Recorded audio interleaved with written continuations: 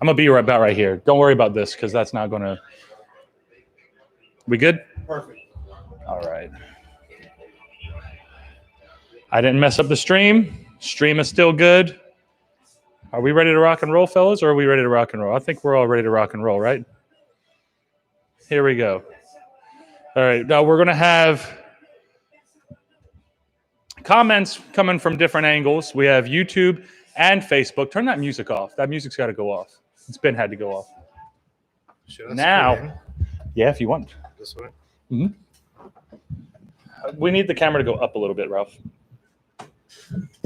And now towards me just a little. Right there, perfect. Right on. So we made it. We have finally made it. What is up, cuz? What is up, my my illustrious cuz from Seattle? So we have, I do the pro wrestling, and my cousin here has been doing the educational stuff in sports psychology. So we've always been in sports, majority of our lives. So when we were growing up, we lived in Florida, and we had, a bunch of different little, that audio's got to go down, whoever's got the audio. But check the audio in there so that we know that it's going. Because, these live streams, it's hard to tell. Oh, the audio's good? Okay, so we're good to go. Everything's good to go. So we spent most of our time growing up in the trailer parks of Florida, wrestling each other and playing all kinds of ridiculous sports. And, as we grew, I went the route of professional wrestling, and I did, and that kind of took me in the route of wanting to get into shape and get really big and really strong. And, in wrestling, majority of the guys, like Hulk Hogan, perfect example. Hulk Hogan's like the guy that everybody wants to be like, and he's really, really big. And, he's the Hulk, but it's not necessarily the most healthy way to have your body be. But a lot of people don't know that. A lot of people think that, the bigger, better, stronger you are, and you look good, but to a certain extent, there's some type of a trade-off. I've seen that trend kind of change with the new generation, though. Right. They grow up with Edward Snowden. Not Edward Snowden. What's the gentleman from the vampire movie? Oh, the Edward. Edward. The vampire guy. The vampire guy. Yeah. He's the new hero. Right. Right. These thinner, more moral heroes that we need. I guess that we had was Sylvester Stallone. We had Arnold. We had Hulk Hogan. Those are like the big American. I guess that's the what was that movie called? Bigger, Stronger, Faster, where you have the big old American thing is to be big, strong, fast, and you have Rocky out in the woods fighting the Russian. The Russian's on steroids. He has all this great technology, but yet Rocky's out there busting his ass the good old-fashioned American way. And I don't really – it's funny watching it now because it's I get the movie, and the movie's this guy has all these scientists analyzing his every move, and then you got Rocky out there just running the hills in the snow with the logs on his back, the old-school grit. And there's something to be said for grit, though. Grit – so what do you think about when it comes to the Rocky thing? So you have a pure athlete who has all of the science behind him, but then you have somebody who doesn't necessarily have the athletic gifts that Draco, or was his name Draco? What was the Russian's name? The big Russian that he fought. Draco, it's not a thing. Drago. Yeah, but you don't really. So Drago was the perfect build for the boxer, and he's that giant hill that Rocky has to climb. And Rocky, being a small little Italian guy, the only thing he's got is grit.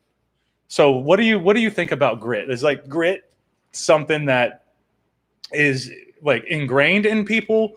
Or is it more so something that you train and then you get that? You get you turn yourself so Jimmy and I talk a lot about habits. And is grit something that you have internally in yourself? Or is it something that you can train and you can actually okay, I know that this guy doesn't have this, and this, and this, but I'm not going to quit before he does. And that might not be the best strategy, but that's a strategy that you could take. So if I could, so grit, somebody else kind of like studied grit, and Dr. Angela Duckworth, and it's about passion and interests and stuff like that. Right. But I think what we're talking about is mental toughness. Yeah. And what mental toughness boils into, and you can earn mental toughness through building confidence, small victories through training. You build that confidence, right? Because what is it when faced with a hard obstacle? Am I confident to get over it? Right. I'm confident I can. I have a lot of mental toughness. I've been through a lot in my life, right? So it can come both, to answer that part of the question, it can come both from nature and nurture, right? Mm-hmm. So kind of your environment growing up, is there people tough around you? Right. Are your parents, what kind of baseball league do you play for? Who's your surroundings by? Who are your top 5 best friends? You know, and then if one of the things that they value most in your culture is mental toughness, then it's going to ingrain in you in that sense, right? But yeah, so self-confidence, just build your self-confidence. Yeah, that kind of builds up what we call grit, right? Because then you think that Khabib in the UFC, and you listen to we all listen to the Joe Rogan podcast, and you hear Joe Rogan always talk about how gritty those Dagestani Russians are, and it seems like that's probably bad timing. So if I could, I know one thing that, and I've heard him say it, Khabib has an unshakable belief in himself. You can't, that's confidence, right? And so when he meets an obstacle, he's so confident he's going to blast through the obstacle, and he will. And he will. Right? He will. Right. If he doesn't, the other obstacle just has to be greater than him, and him not getting through the obstacle won't be because he didn't try hard enough with his mental toughness and grit.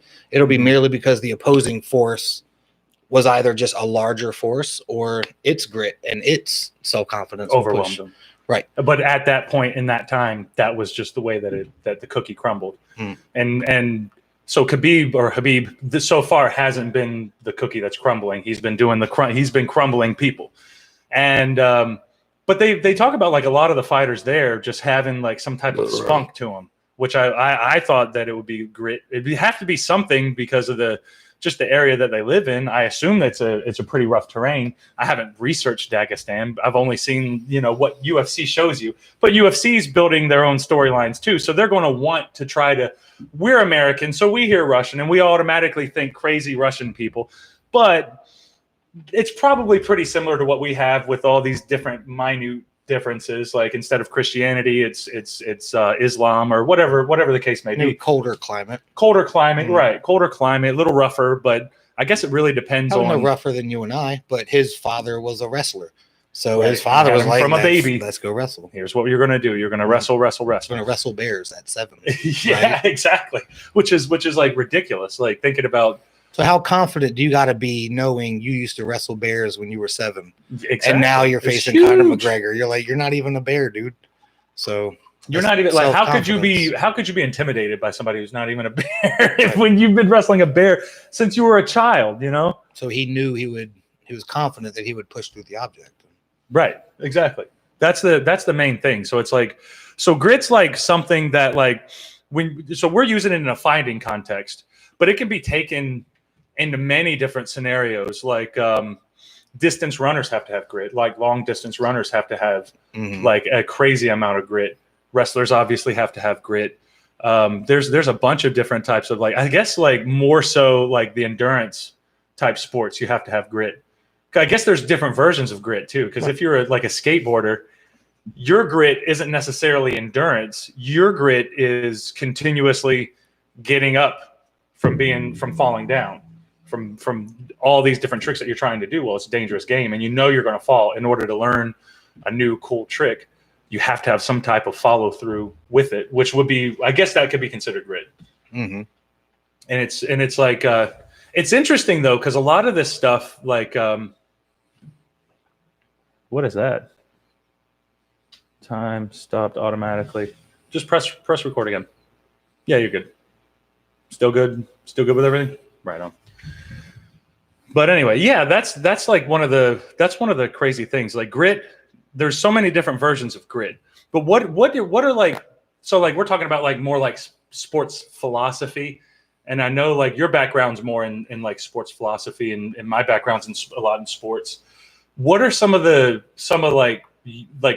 your favorite philosophical thoughts that help you, that you think is good to help athletes or just people in general trying to better themselves? I have a great one, but it'll bring it right back to fighting because that's the one sport that I watch most. Yeah, and it's, which we all kind of, you know. Right, a lot more majority of this crowd comes from wrestling and fighting. And I told Daniel during the fight, but so I was thinking about Daniel Cormier and just some of the research I've read on Olympic athletes, and one of their greatest attributes that they have is their ability. So it's arousal control, right? So in the your Stipe Miocic fight 3, you know what I mean? And for both fighters, not just Daniel Cormier, but because he was in the Olympics, I just thought to the Olympic research. But just being able to be mindful and in that moment.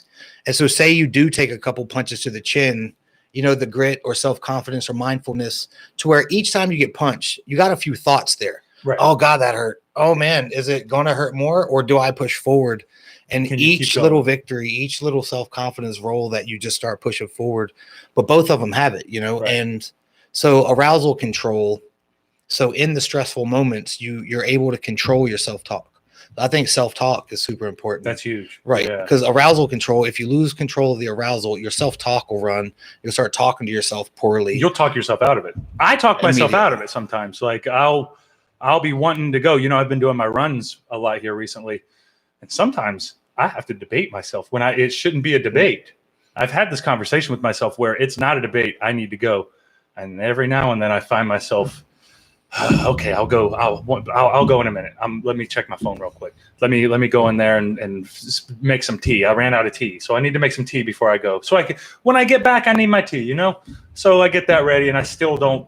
Finally, eventually, so far I haven't lost the fight, but I haven't lost the debate yet. So far, usually I get my ass out there and go, but it's just one of those constant things where it gets monotonous. It's like the same thing over and over. Even if you're doing every variation of cardio or whatever you can, it's still just the activity that you for some reason get more tired of. I'm not necessarily more tired of, but bored with it, I guess. Monotonous is that's like the main thing. But that's so for monotony, I would pick out like goal setting. You know what I mean? If you have specific daily goals requiring in the process and you know that's part. Could you imagine training for the Olympics for 4 years? The monotony of 4 years waiting for that. There are like world competitions yearly where they kind of bring their squads up and they check on themselves yearly. But yeah, dude, that's some of the most monotonous. Think of a row squad on an Olympic rowing team. Right. What's your job? Row. Go get in a boat and row. Go get in a boat and row. Go get in a bow and a little bit of change of scenery, but that's the thing though. Like you go get in a boat and row, but most of their training, like they're 8 hours. They're just on a row machine. 8 hours. Really, a day, you know, just going and going and going and going. But everyone you're competing with is doing the same thing. And so you have a goal, and you know you have to do 8 hours a day. Right. That's the only way you're going to be able to reach that goal. So you kind of have to do it. That's one of the cool things about it too, though, being able to pressure yourself. But I guess that's what separates some of the outliers of who's really good, because you always hear these crazy stories about Michael Jordan, how good Michael Jordan was, but how like intense his training was, and he would like get into fights with guys because they're like, "Chill out, man." And he's like, "No, you chill out. I gotta practice. It's time to win. I have to get better." Right. How am I going to get better if I'm just sitting here half-assing it, you know? Yeah, we're practicing, but practice like you play. Imagine his self-talk. That's intense, right? Man. And that's him talking to himself too. Yeah. He's not just talking to that guy. He's talked to himself like that every time, and that's why he doesn't fear talking to him. This is how I talk to myself, dude. Yeah, I do. Yeah, no, we're winning, right? Yeah, dude. We're not here to play any games. We're here to actually get the results. And but how do you because most people aren't like that. How do you convince? Like, what type of a word salad could you have to get people to actually want to compete with you, to stay with you? Because a lot of people get turned off by that. They think that, oh, you're not making it any fun now. You take it too seriously. I think some of that too boils down because when the pressure builds, they might like say the pressure is that high when you're in the postseason, right? You have a season full of stress. And whenever stress gets to you, you have less personal resources to deal with external forces, just like forcing you. It's like, dude, I didn't sleep last night. You know, I'm overtrained. I hear you, Michael. I hear you. Right. And But I guarantee you one of the best things in the back of their head, but I'm not making your money, Michael. Yeah, we're not as good as you. You know what I mean? Right. So a little bit of bad self-talk on them. But in the same sense, yeah, he has that self-talk. And once the stress builds, it just tears you down even more. You don't want to hear it. Right. And that's Michael coming from, he's, you know, what's the word? He's not the outlier, but he's the outlier. He's one of the outliers, right? Right. He's one of the outliers, dude. Some people, they have it. They have a genetic gift and they put the mental gift to it. Right. They have the genetic gift and the mental gift. Right. Because you always get a combination of both. Like either they have the mental gift, but it's like Rudy. Rudy had the mental gift there. He had it, but he just didn't have the body. You've seen Rudy, right? Sure. Rudy, the football, just in case anybody who's watching or listening isn't familiar. Rudy was about a football player who was undersized, and he wanted to play for I guess he wanted to get a starting position for Notre Dame. And this is back when Notre Dame was actually a good football team. Not that they're not good now, but they're not as good as they used to be. And so it was a big, giant underdog movie. And the ending of the movie is, the game's not even like a close game. It's a blowout. And Rudy finally gets his opportunity to get onto the field, and he gets onto the field, and yay, everybody's excited because he gets on it and he gets like a tackle. But the way that story was told, it was like, oh, this is amazing. He earned it. He got it. It was so good. Mm-hmm. But that story doesn't happen so often, like just because of the way that the recruiting practices are, that's pretty much muffed out. You're not getting no walk-ons, little guys coming in like that anymore, which even then it was very, very rare. But he had that mentality. So now we're thinking about guys who have the gift, but then they don't have the mentality. How would you convince somebody who has all the tools? How do you convince them to actually? So if I could, I hear your question, and I want to speak before I forget. It has to be intrinsically motivated. And there's two different forms of extrinsic motivation. There's self-determined and externally or pressure determined, like your parents telling you got to do it. That's outside determined extrinsic motivation. But if it's something like, I want to go to this college, you're internally motivated by an extrinsic force. Mm-hmm. So you have to raise their intrinsic motivation, and they can raise their own external motivation by incentive. So what exactly is an intrinsic motivation? I was getting to that. So a way to kind of build that up in someone is called autonomy supportive behaviors, right? I provide you with choice and the rationale behind whatever decision you may make and let you make your own decision, right? Which boils down to, if you have all the gifts in the world, but you don't want to do it, if you just don't want to play golf, who's going to make you play golf? You just can't play golf. If you're 6'7", you got the build to go play basketball, dude. It's like, I can make you a star. If I could and I heard Kobe talking about this. Perfect example about Shaq. It was like, Shaq could have been one of the greatest ever if I would have seen him in the gym.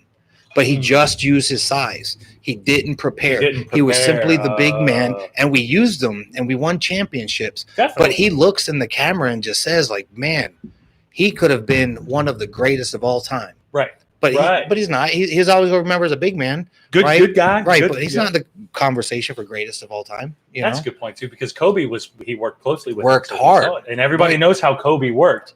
And that would explain, because Shaq coming in at the skill level that he could come in there and butt heads with Kobe just because he could hang for a little while. But eventually he didn't hang anymore and he was gone. And you saw who was still there. And that's whenever you have the genetic gifts, but you don't want to as put opposed forth, to right. That's huge right there, though. That's a huge example. People need to, because I know a lot of guys who have the physical gifts, but then they just don't push themselves enough. And maybe I don't think they want to. Why would he want to push himself? I think that they want to, but they convince themselves that there's these exterior things that are stopping them, that are slowing them down. Bills, job, whatever the case may be, that's taken time away from you working on your goal, which all it means is you just set your time aside to work on your goal whenever you don't have to pay the bills. So whenever you don't have to work, then you work on your goals. That's passion. That's Angela Duckworth, you have to have passion. So that's what makes grit. That's the intrinsic. It's passion, interest, deliberate practice. And then there was I can't remember the fourth component exactly, but so building back to grit in the first place, you have to have interest in what you're doing, and he had interest in making money, but he wasn't interested in being the greatest, or else he would have been in the gym. Right. If he was interested in that, he'd have intrinsic motivation to just be there. He's like, I want to be here. Kobe wanted to be the greatest. Right. It wasn't about paychecks. Yeah, he was the greatest. You know what I mean? But right. He didn't switch teams for more money. Like I said, they're all getting the paid. LeBrons. Yeah, and all the basketball players are getting paid. He was like, I simply want to be the greatest with this team. I want this team to be the I want greatest. to stay with this I'll team. work, I want to, right. That's his idea of his legacy. That was his passion. That was his interest. And he so when you go to a deliberate practice, monotonous practice, how many free throws do you think Kobe Bryant shot? Oh yeah, over his 20-year career. Ridiculous. How many times did he just line up same thing? But then you take that. How many times was he in like a game 7 situation? Then it's just muscle memory. Right. Bang. Count on me. He's been there so many different times. Monotonous training. And that's the key about like monotonous training. And you know, we read that book. It was about cleaners, and I don't remember what exact. Do you remember? It had like clean. Like one was a cleaner, like the cleaner. There was like a cleaner, a finisher, or like something like that. There was like 3 different versions of a. I'm trying to remember what it was, but he worked with Kobe, and he worked with Jordan, and he was like a sports psychologist coach like that, and he would talk about the differences in the different athletes that he worked with, and one of those biggest things was that intrinsic motivation of like. You have to have that thing inside of you pushing you, or who's going to push you when nobody's there? You know, like at a certain point, you got to. You know, that's what is it? Relentless. Yeah, the book exactly. The book's called Relentless, and you guys should check out Relentless if you ever get the time, because that's a good book. It's Jamie. Good. It's very motivating. Very motivating. Thanks, Jamie. Ralphie. Appreciate that. But that's the thing, though. Like. That's what's cool about it, because you learn so much about yourself in athletics.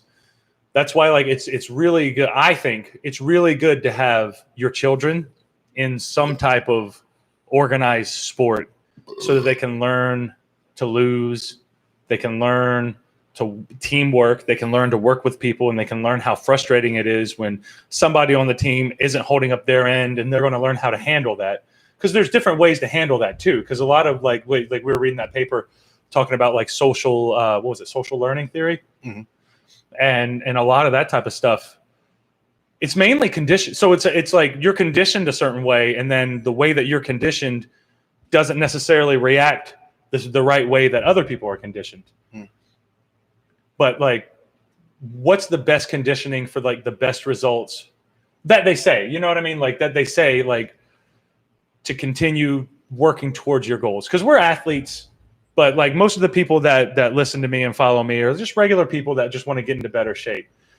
So like my idea with the podcast and these types of things is for and there we go. Stephanie Wright said determination, and Aunt Dawn, who is our Aunt Dawn, she says hi. That's on YouTube, and then Facebook we got Laura J. Sprangler. Hi, Laura. Which is she said we must be bored. Yeah, we all must be bored if this is the best part of our night.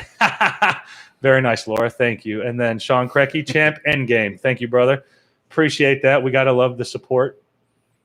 But going back to, you know, like children in sports, how do you think that like having children, like what aspects of athletics, and I don't mean like, because we could break down like why is baseball good for you? Why is jiu-jitsu good for you? Why are they bad for you? Why is football good or bad for you? Whatever. What do you think like overall is good about like having the discipline of taking up a sport or a hobby like a sport? And I'm not saying like Kobe, because we did do the extremes with Kobe, and you know Kobe's on a different level. But what if everybody doesn't necessarily want to be an outlier? What if they just want to be consistent with their goals? You know, what do you think that like some good strategies are to keep you on track with like your type of goals and stuff? So as a general and broad question, all at the same time. Yeah. If I could, so I'm thinking back to something. I ramble a lot too. Sorry. It's called the trans-theoretical model of behavior change. Okay, it's a 5-step process that starts with pre-contemplation, which is where you actually haven't had a thought about the sport or activity you want to start, so you haven't even thought about exercising. There's contemplation, where you start thinking about exercising. There is action, where you have began taking action. You know, now you're exercising. That's 90 days. Then there's maintenance, which is after the 90 days continuing. And I'm missing a step in there because this isn't like my category. I'm just thinking back to a presentation. Yeah, we're just like a year back. It might have been there's a stage where like you set up and get ready. It's after contemplation, but before action. And it's a stage where you might buy jogging shoes, you know, you might buy the jujitsu gi, right? So there's a stage, never thought about it, thinking about it, like a preparation stage where you're like, okay, I'm making my plans, I'm getting ready, I've got my shoes. Then there's action, and then there's maintenance. And I'm not an expert on this like particular subject, but each stage has interventions to help, such as like in the action stage. My favorite is called designing your environment. So in the action stage, putting your gym shoes out the night before, right? You know, stuff like that. Look it up. So if you just look up the trans-theoretical model of behavior change. Of behavior change. That sounds like what you want to be doing. Because anytime you're working on a goal, that's what you're doing. You're changing your behavior because your behavior has not led you to whatever this goal is that you want. So how are you going to get that goal? It's just like we were talking about the Jordan Peterson. Adam, can I have one too? Yeah. What was it? Jordan Peterson, and water after that too, please. Yeah, it's in the freezer. Where were we? That threw me off. Jordan Peterson action. Yeah, but like the Jordan Peterson. So like I did the self-authoring program from Jordan Peterson. It was only like $5. I got like a really good deal from it. But you author about your past. You like sit down and write about your childhood and whatever your background, whatever your background is, you break it into like 6 or 7 different epochs. And you're basically just analyzing your childhood and your background. And then the present, you write about how your present life is going along. Thank you. You write about how your present life is going on and how, like, what you want to be better. And then the future authoring is you're writing about the steps that you want to be able to get better at it. And the future authoring ties in everything from the past and the present because you're able to correlate, okay, my past and my present were very chaotic. A lot of the stuff that happened for me didn't necessarily happen the way that it should have, or it happened a lot later, all these types of things that you definitely have in your capabilities to change. But you have to make the plan to be able to do it every day. Right. Goal setting. Because everybody has goals. Everybody can write down, this is my goal. But then it's deeper than that, though. If you want to actually succeed, you break your goals down better. You should, right. That's where I'm going with it. Because if you don't break your goals down, then sure, you have that goal and you might be going towards it, but you're less likely you're going to reach it a lot slower than if you have your 5 bullet points where, okay, every day I need to do this. If I want to get better at jiu-jitsu, I'm going to work on my grip strength every day. I'm going to work on a little bit of drills every single day, stuff that I can do on my own. I don't need somebody else. Yeah, like sports-specific stuff that I'm going to get better so that I can be really, really good at this. It's just I don't know where I was going with that though, because that one it's so all there's just so let me take, since you kind of lost where you're at. Yeah. We'll go back. So the trans-theoretical model of behavior change and build off of that into goal setting. So everybody always sets a goal. They set an outcome goal of so if you're using a general population, it's usually lose 10 pounds, lose 20 pounds. Mm-hmm. Okay. So if I write on my refrigerator, lose 10 pounds, what does that mean? Right. It means not, okay, how am I going to lose 10 pounds? Right. So that's an outcome goal. So there's a process to lose 10 pounds to meet that outcome. So you set up like something called a daily process goal. What's the best thing I can do every day to lose 10 pounds? I can eat 2 servings of vegetables. Easy, right? Mm-hmm. I know if I'm eating 2 servings of vegetables a day, I'm maximizing the outcome. So the process is eat 2 vegetables a day over 90 days. Mm-hmm. I'll do my best, as consistent as I can. And then the outcome will be maximized. If it's 10 pounds or not, I don't need to feel ashamed. If it's 12 pounds, heck yeah. If it's 8 pounds, it's okay because I stuck to the process. Right. It's when you deviate from the process, you start breaking off from your goals, and then you can shame yourself a little, right? Because it's like, man, I set this process goal. It's okay to not meet the outcome goal. Same thing, because the research that I've read about Olympic athletes, you want to win. You want to win. You write on your refrigerator as an Olympic athlete, you write win a gold medal. Everybody shoots to be the champion, right? But not everybody gets to be the champion. So what does the other 99% of people tell themselves when they go home? Right. Do you beat yourself up? You can't, because you stuck to the process. You did everything you needed to. Now, if there was a time in your camp where you didn't exercise for 3 weeks and you just got lazy, yeah, you expect the outcome. That's part, right. And that's where you shame yourself, but you never shame yourself for not meeting the outcome. Right. It's that process goal. So if you say 12 weeks of 8 hours a day, I'm going to row in this boat so I can become an Olympic rower. I'm going to row my boat. Right. And but the key is to be consistent, because it's easy to say it, but it's to be consistent and do it.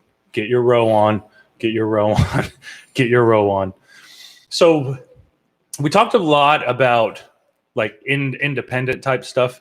Let's talk a little bit more about like group, like kind of like dealings within the group. And, you know, like a bunch of different training scenarios, because we have like a bunch of different training schools in professional wrestling, and a lot of different like training thoughts and philosophies.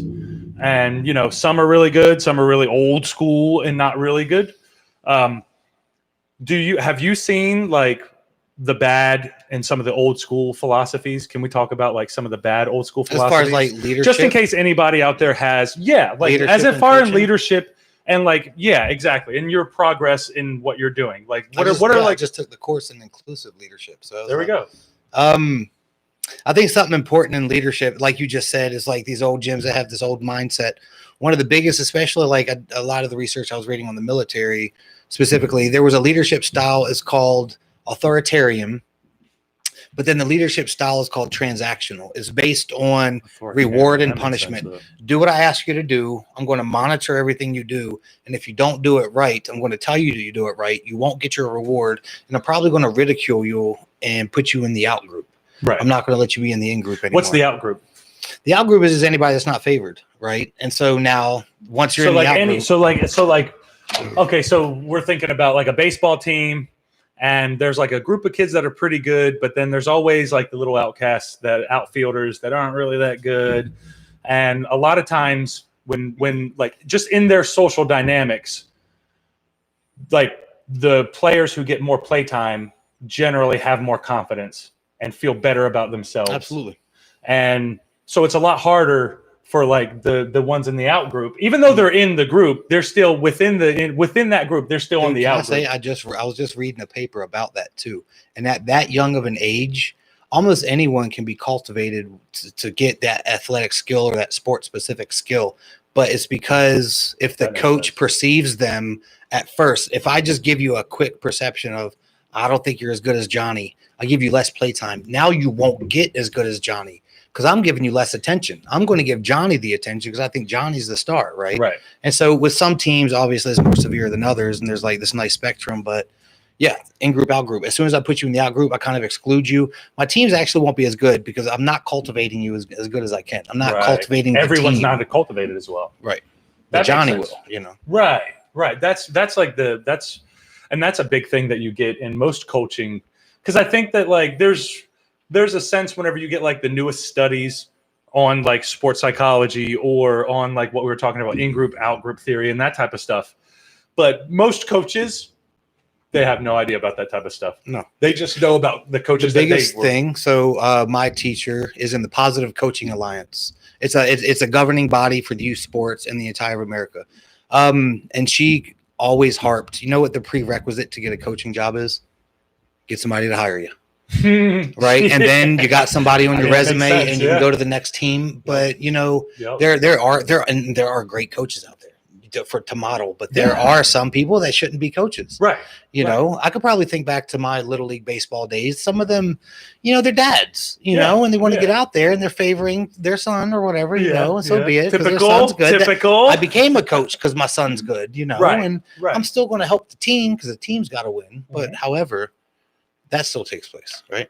But you know that there's some type of nepotism if the guy's the coach. Favoritism. And his son, right. And his son is on the team, of course. There's no you're not going to coach against your son. At a youth level. And at the youth level is probably, is one of the most important. It's where it's most So important. most of the literature that I've read as far as like coaching youth sports, and I want to get back to the coaching because I talked about transactional being based on reward and punishment, but the new model that everybody's using is called transformational leadership, which is based more on that autonomy, supportive behaviors that I was talking about. Provide choice and rationale, let you figure out how you want to do it, and I'll let you know if I like it. And I'll come over, I'll walk over, and I'll be like, I'll give expertise as the expert to show you I'm a mentor. You know what I mean? I'll give you that attention, like, hey, buddy, we think about this, think about that, you know. But however, I'm not going to walk over, tell you how to do it when I want it done. You can lead them if you don't do it. Yeah, you can lead them to the water, but you can't make them drink. And that it increases intrinsic motivation, right? And that makes sense too. So really, like as a coach, you're trying to improve their intrinsic motivation because that's their internal point that's pushing them in order to do everything that they want to do. Have you ever told somebody to do something that you wanted them to do and they acted like they wanted to do it? Right. No, yeah, but it's like, hey, go do this. But they didn't see that intrinsic value. They didn't see the value that you do, that you see it. But if somebody gets you to want to do something, I don't know, a strength coach the other day, he was hanging up some stuff. He was setting up for a mock meet. And I was like, hey, dude, you need a hand with that. Let me come over there and help you. You know, we were hanging up some sheets so lifters can come from behind. And he goes, no, man, I know you got to get out of here. You know, you don't have to help me unless you want to. Yeah. Yeah, I want to help you. Yeah. As soon as I said I want to help you, I just said I want to help you. Yep. Now, if he would have said, hey, dude, get over here and give me a hand. And if it would have went 15 minutes past my time to be there, I would have been like, man, I don't want to be here. Right. Why am I helping you? I don't want to help you. I don't want to help you. But he was like, no, you can go ahead and go, man. I don't need your help unless you want to. Right. Yeah, I want to. That's bud. a pretty good motivator. And so I would have stayed for 20 extra. Yeah. And it was just my perception of, do I want to? Do I want to? It's that autonomy. Right. Yeah. You know, whether he did it intentionally or not, you know, it still made me say that. That's a great example though, because you can correlate that because anyone who has that, like you want to have that motivating factor to get them to do it. So it's like, well, I know that you don't necessarily want to do these squats, but the squats are going to enhance the ability for you to be able to score that touchdown, which is going to get you that Super Bowl win dream that you're always looking for. So in the grand scheme of things, the little things matter. But in order to make them, because you already see it, but in order to make them see, because younger people aren't going to see it anyway. They're just living for the moment as it is. But they're going to be able to see it more now, and they're going to be like, "Wow, I have an opportunity, so I can go after that shit. I can." Did you see there's a HBO documentary? It's called The Weight of Gold, and it has Michael Phelps on there. So Michael Phelps. That sounds pretty good, though. Right. It's not just him, but he was on the front cover and he narrates it. But there's a scene in there when he was just 16. They were talking about the monotonous training, and he's swimming and he's back talking his coach. And his coach, of course, it's like, yeah, whatever, swim and do these monotonous training. He's just like 16. But with Michael Phelps, they looked at his body shape. It was like arm length versus torso length. He was built. That's how people have gotten better over time. We just anthropometry. We look at it, you're like, no, you're built for this sport. Yeah. Do this sport. And he does. But he started back talking his coach, and his coach almost kind of had to accept it because he was like, yeah, I know, dude, it sucks, but one day you're going to be champion. Right. So it's like at that moment when he was trying to, affect him with that intrinsic motivation, like, I know, Michael, whatever, just do the reps, man. We'll both get out of here. Look, we just got to agree, just do the reps because we agree. Right. It is. We want to be great, but you want to be great. But you want to be great. Yeah. So let's just get through it together. I'll just stand here, dude. Exactly. I didn't leave you. I'm right here with you. You can't really. That's one of the biggest things is that motivating factor to be able to. How do you get like younger people to see that? Like whenever it comes to like children, and not necessarily getting them to see the Super Bowl gene. Yeah, I think they have to have a nice role model that they just look up to. Yeah. Well, I think. Role models. Media is great. They'll catch something that catches their eye of somebody that they consider cool or has power or has status. So everybody likes The Rock. Let's use The Rock right now. Right. Movie star. He looks good. He's funny. He's handsome. Like the whole shebang. Everybody wants to be like The Rock. I want to be like The Rock. Right. Right. So I'm like, dang, The Rock works out. Exactly. If I want to be like that, I have to work out. So the extrinsic, the self-determined extrinsic reward there is to be like The Rock. I get to be like him. And that turns to intrinsic, right? That's one of the things though, is getting people to understand the difference between the intrinsic motivation and the extrinsic motivation. Because if you're not going to do anything unless it's intrinsic. Like even in my psychology class, you hate it. He was talking about how like you have to have that vision for yourself, or it's not necessarily vision for yourself, but it's that motivating factor inside you that pushes you just a little bit, that makes you more likely to do that monotonous work in order to, and it's not only sports too. It's a little bit of everything, like learning sales. You're going to have to do a lot of sales just to get really good at sales. Reps. And it's monotonous reps. So deliberate practice, to bring it back to grit. Right. Deliberate practice is one of the foundations. Deliberate practice. That's it. So that was good technical stuff. But now I want to kind of throw it back and loosen it up a little bit and talk about like a little bit of Uncle Joe. Because Uncle Joe, as I'm sure you guys know, because we have Ralph and my brother here, we have like a big old family reunion going on. So this is why I'm having these conversations with everybody. And I figured no better time to go live than, when the fam's here, so that we can talk about a little bit of the stuff that we always talk about on the phone and FaceTime. We never FaceTime. We never look at each other. We just talk. But one of the biggest motivating factors, one of the biggest, influences for me growing up was seeing Uncle Joe walk around and flex his pecs, and he'd just do that little. Is that coming in? Pec No, pop. hold Pec on. pop. Is that pec pop coming in now? Because he grew up watching Arnold. He grew up watching Hawk. He grew up watching Sylvester Stallone. So like he would do all his push-ups. He would do and the jumping rope outside. Consistent. So we lived in a house. You lived in a house with Grandma. And I would come home and visit, and Uncle Joe rented a room in the back room. Rented a room. He lived. I don't know. I don't know. He lived. I say rented. He lived in the back. I don't know. We don't know how much rent he actually paid. He took care of Grandma. So he was someone there. No, it's fine. He was there to help take care of Grandma. I don't know if there was an exchange. I don't think there was an exchange.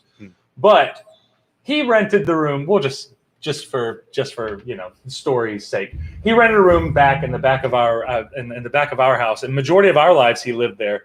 And Uncle Joe was a weird one, because we'd never see him other than when he's coming home from work, and he would work at the chicken plant. And the chicken plant, he would have like the chicken. What is it? Have his long locks. The long locks, but he'd have it in. He had his a mullet, a little bit of a mullet. mullet. He had like a long mullet, but he Feathers. had like what was a hairnet? He had to wear a hairnet all the time, so he would come home. Sometimes he'd forget his hairnet, and he'd come home. One time he came home and told me that they nicknamed him the Hitman because he got Hitman. Hey, you see it? He got a promotion. Big Ron. He got a promotion at work, so he's backing up trucks, and you only have like 10 centimeters on each side to get that truck in there. No. He's like, I get it every time, Lynn. They call me the Hitman. That makes me wonder, like, how many people tried to back up and hit the damn wall every time. And or just like, the Hitman's coming in. He will never mess up. What pressure he put on him. There goes the Hitman. Going to be a good day. He's the Hitman. Hey, what do you mean by the Hitman? Hey, fellas. Is he going to kill somebody? No. You should see the way he parks this truck, man. The Hitman, he parks the shit out of this truck. But at a chicken plant, he's the Hitman. He's the fucking Hitman. Uncle Joe. Let me see if I have a photo of Uncle Joe, because I have. So, good old Uncle Joe spent a little bit of time in jail every now and then. It's not a proud part of our family, but it's part of our history. And one thing that I always noticed, and I'm sure that Leonard noticed as well, was how in good a shape Uncle Joe was always in whenever he got out of jail. He would spend, 6 months to a year in jail? And then whenever he got out, he looked amazing. Zoom in on that, Ralph. Here's a shot of Uncle Joe right after he got... That's okay. One of his stays. Zoom a little bit more. That's okay. Zoom it. There we go. There's Uncle Joe. There's Uncle Joe. There we go. There's Uncle Joe. He got out of jail there, and he was in really good shape. And he always came out of jail just looking great though. Always, he spent his time in there. He generally always looked great, but that's true. He was peak. That's true. Yeah, Peak when he would get condition out, he had his issues. Maybe he would do a little bit of something or whatever. Maybe some recreational drugs that may or may not be legal, and he would sell them sometimes too. He would do what he did. He lived a life that he was used to living, and that was just what he would do. But Uncle Joe, man, he was the motivating factor, because the first time I ever went to a gym, there was a little carpet store. So if you can envision this little mini kind of warehouse type deal with a bunch of carpet in it, like a bunch of rolled up carpet and like advertisements for different types of carpet. And there was a gym in the back of it. And there was like a weight set. There was a bench press. There was like a shoulder press. I remember I tried the shoulder press. I couldn't even do 45 pounds. It was all like pounds. Nautilus equipment. It was all Nautilus equipment. Yes. And some of that Nautilus equipment was really good though, dude. Those Nautilus, people swear by the Nautilus equipment, dude. The Nautilus equipment was no joke. But Alex said hi. Hi, Alex. If you're still there. He might have left though. Damn it. I missed it. That's the Facebook stream. We're on YouTube and Facebook. So I'm kind of periodically going back and forth through a few of them. But Uncle Joe, man, like Uncle Joe was crazy. And he would just all be, the main thing that really connected with me was he would come in and just be flexing and he'd look good. A majority of his workouts were push-ups, jump rope, run, sit-ups, push-ups, sit-ups, run. It was kind of like jailhouse workouts. Just jailhouse workouts. Like push-ups, sit-ups, run, push-ups, sit-ups, run, and jump rope. And he did have access to gyms. Like he hit gyms a couple times a week, right? Yeah. To get the definitions, to get the muscle, to get the stuff, the bodybuilding style. Like he grew up with Frank Zane. You know what I mean? Yeah, he knew right. Those were his guys. The golden era. Frank Zane listening to He Black was Sabbath. in the golden right. Van Halen, Led Zeppelin, Black Sabbath, all of it. AC/DC. But yeah, man, I remember the little because I took karate classes at that carpet place, right? I took it up front. Yeah, you did. For a little while. They had everything there. Yeah. What is it now? Do you remember what it is now? Dude, I don't know what it is. Me neither.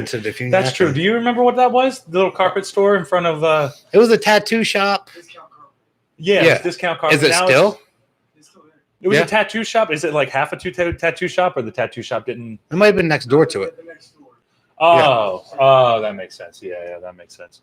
That's pretty cool, though. I'm glad that I just wanted to go through a little bit of a little Uncle Joe memory, because if it wasn't for Uncle Joe, neither of us would be here. And I remember writing Uncle Joe his last stint in jail, and he wrote, like, I wrote him telling him, like, I was getting ready to go off to wrestling and I was going to try to make my name in the wrestling business and that type of stuff. And I just remember him writing me back. He was like, yeah, man, I don't know shit about that wrestling stuff, but if you got something, take it. Go for it, man. Just go for it. And I was like, that's, Uncle Joe was really cool, man. Like, being a little pen pal with somebody who had a little bit of that same mindset, because we didn't have anybody who had. But he just knew if he worked like and stuck to the program. So let's go back to the goal setting and the consistency, right? And it's the process goals. He stuck to the process. Right. He woke up every morning at 4 a.m. He went to work. He worked out. He ate the same French toast and eggs. He stuck to the process to get better. I forgot about I wanted the French to bring toast. that. And then let's bring up, as you said, so Uncle Joe was our role model. He was our social learning role model. Yeah. And he had like a little bit of power and status in that we looked up to, like, hey, he's ripped. You know what I mean? Like, he does have pecs popping. Look at this guy's pecs. One time, I'm not going to mention who it was with, but one time I never seen Uncle Joe mad. Never seen Uncle Joe angry. He was usually pretty chill. One time. I told Brian this earlier. One time, somebody was pushing and pushing and pushing until finally Uncle Joe snapped. I was scared of shit. I ain't never seen Uncle Joe. I ain't never been scared of a man like that before in my life, dude. I was like, he said, hey, it's time, dude. Whoa. And then when he said it was time, the person who was talking to was like, nah, man, it ain't time, dude. Hey, bud, like, why are we doing this right now? Not time at all. Let's talk about this. Joe, it's not that serious. And you have to remember, you don't know, but Uncle Joe, like, this dude lived a hard life. He's been stabbed. He's had like a couple overdoses. Some on purpose, some not on purpose. We'll get into stories later at how you can overdose on something and it not be on purpose and it not be your own fault because you didn't physically ingest it yourself. Go figure on that one.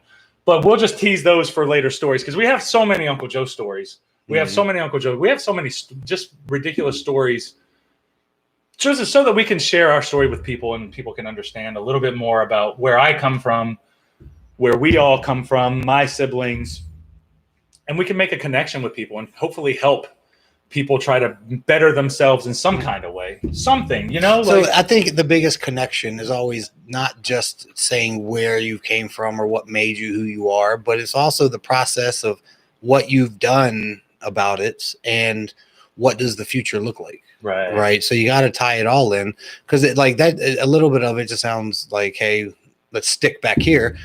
But just like the Jordan Peterson, what happened? You know what I mean? So what are we doing at this moment? Right. And what does the future hold for us? Are we going to dwell on it? Or is there something that we can do? Not even to fix it today. Every day, right? Every day. Process goals. A little process every day. What can I do to be better? Dude, I can just wake up at 7 a.m. tomorrow and walk for 10 minutes. Do you know how that would change so many people? That's huge. Don't look at the phone when you first wake up. Yeah. Put the phone down. That's huge man. too. Put the phone I had to down. stop doing Don't that. drink coffee. I would look at my phone, and I know this is ridiculous, but when I would look at my phone first thing in the morning, I wouldn't have a good day. No. It would offset my day completely. Especially if I'm it's like I'm way more like hooked onto this.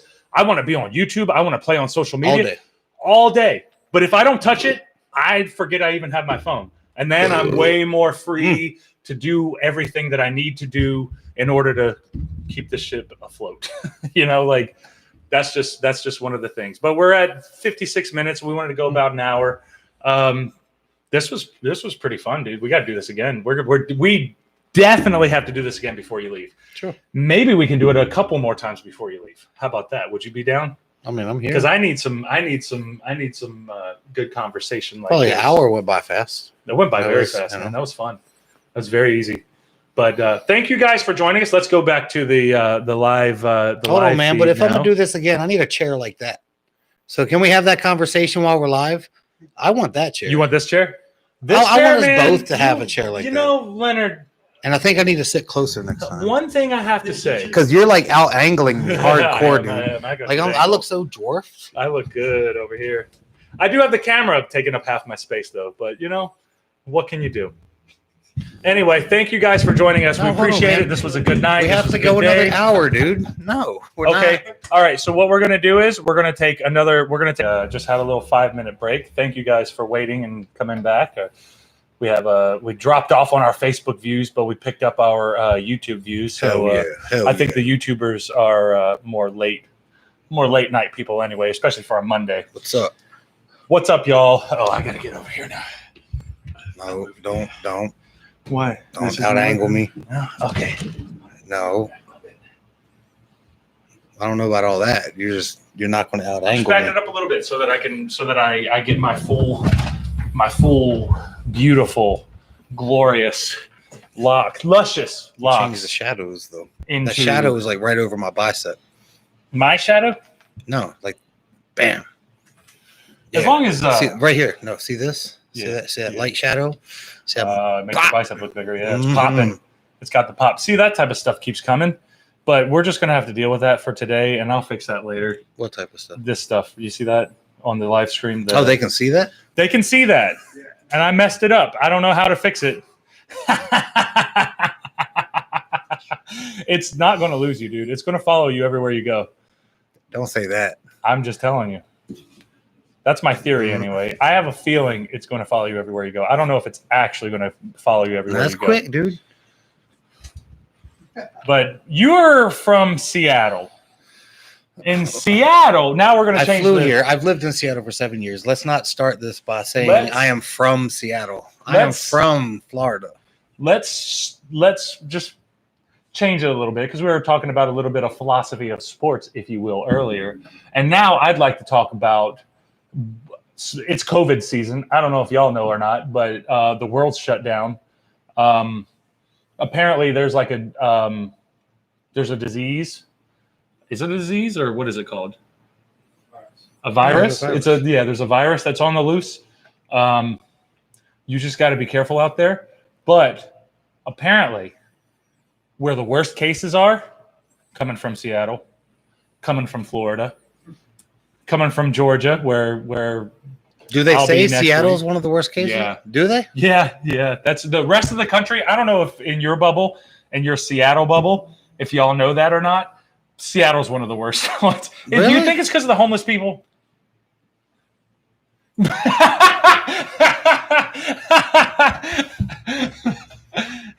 I mean, I don't know. I know one person that got coronavirus. Do you? Yeah, a good buddy, and he's doing great. He's doing okay. He recovered fine.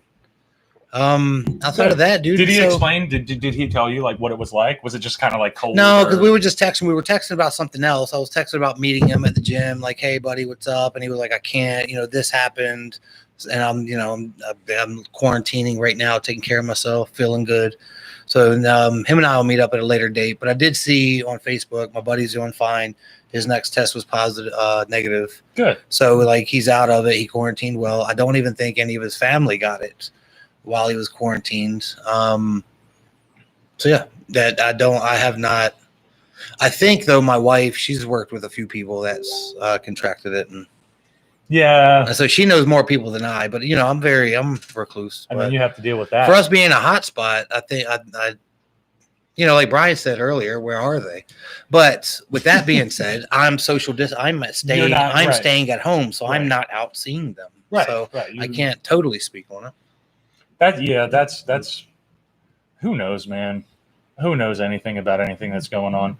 How was your travel? So you flew, right? How was it flying from Seattle to here? Was there anything like what's the differences between pre-COVID flying and COVID flying now? I got through security a lot faster. Now? Yeah. The line to get in at 6 a.m. The 6 a.m. line is the long line, dude. Right. You get there a couple hours early for the 6 a.m., 7 a.m. flights. But my flight was at 8, so it wasn't a long line for check-in. Everybody had their masks on. It felt as unnormal as it is, as unusual as it is. It felt this is a normal thing that I could get used to. I mean, that opens you up to conspiracy theories, right? But but nonetheless, everybody felt safe. It was very like a socially safe place. I can't think of any scenario while I was there where people were doing like anything that would have caught my eye as dangerous in this COVID world. Even though I might have a bit more liberal or conservative opinion where it's like, hey, let us live. You know what I mean? But everybody took good care of everybody because it's also a social responsibility to take care of others. Nonetheless, I felt safe. I felt fine. I flew. Everything felt clean. Was there a lot of room on the plane, or was it full? Sure.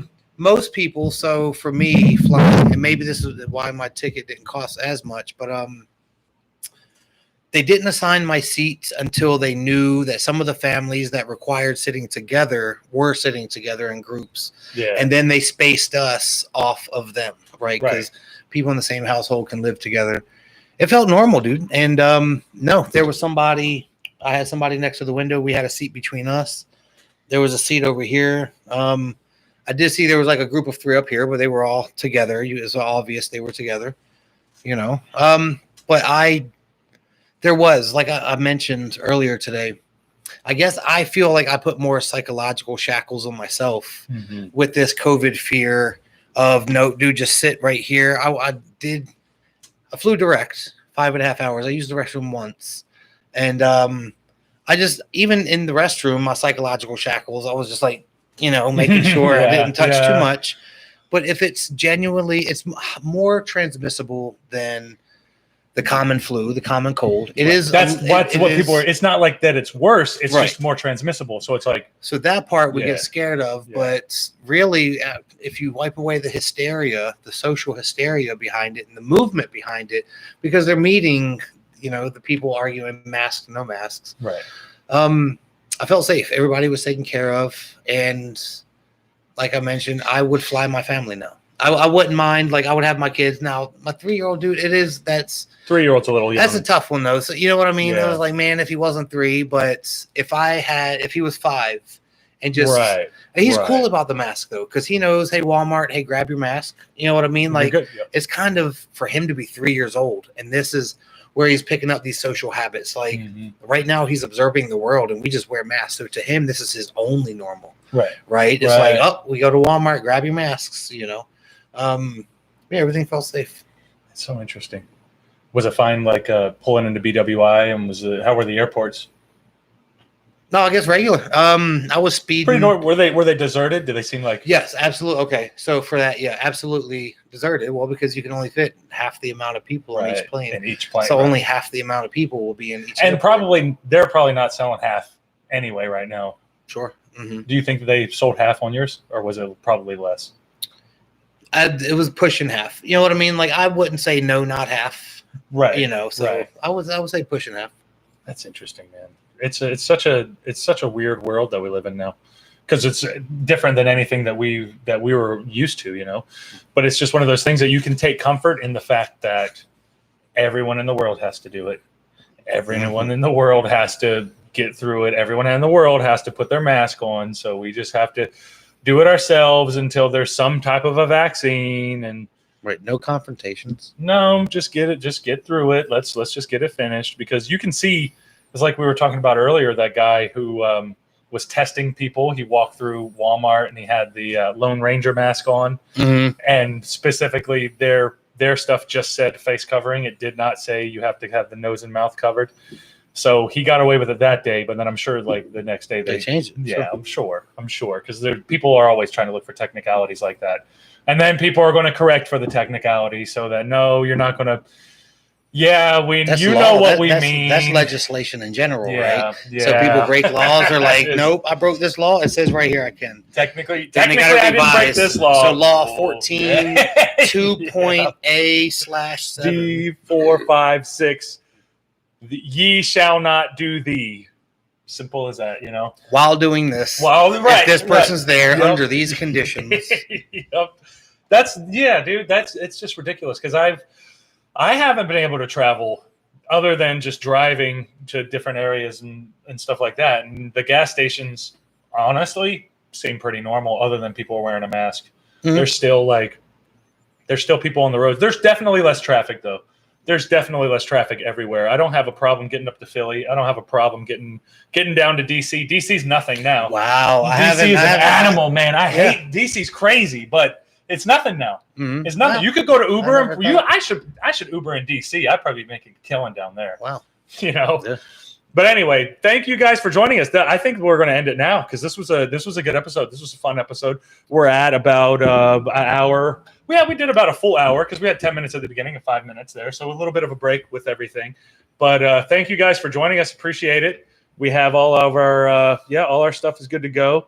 So follow me, Instagram, Endgame Jordane, Twitter, Endgame Jordane, and right here on Facebook, Paul Jordane.